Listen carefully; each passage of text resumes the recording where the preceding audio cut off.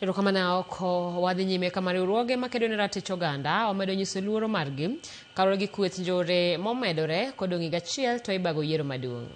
Riwruog jochwal chik kod okinde ICJ wacho ni nyaka tim duto manyalore mar geng'o Kenya kik donje midhiero machal gi mane obedo bang' yiero mar higa mar 2007. Higa achiel e wang'e to Jo-Kenya ochomo yiero maduong'. Kihondko medore e wi kweth mag jonjore mag siasa. Romo makende manoriwo tend obila, IPOA kod riwruog piny ngima marango weche chike to kod okinde ICJ onyiso luoro mar dok e mudho kaka notimore tok yiero mar 2007 ka ok okawo okang'. Friends from the past, they looked just like this. We would have hoped as citizens that today we would have many more organizers, financiers, mobilizers behind bars. Because at the heart of this problem is impunity.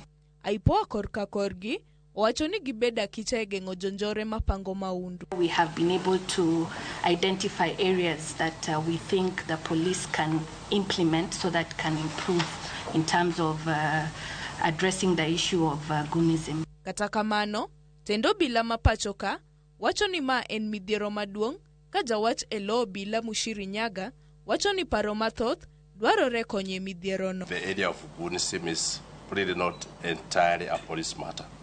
This is also a societal problem.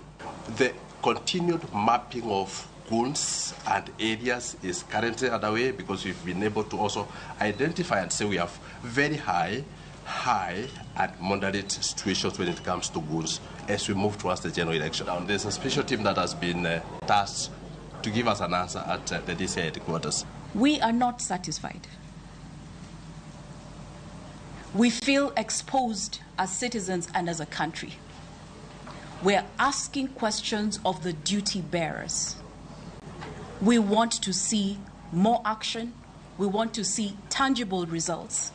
We want to see it. When there's action, we will see it. We want to see more than statement. ICJ dwaro ni sirkal motenore kod arita kwe pachoka ogeng' fuok moramora mosemienjo kapok yiero maduong' ochopo. Liliana Tieno, Ramogi TV.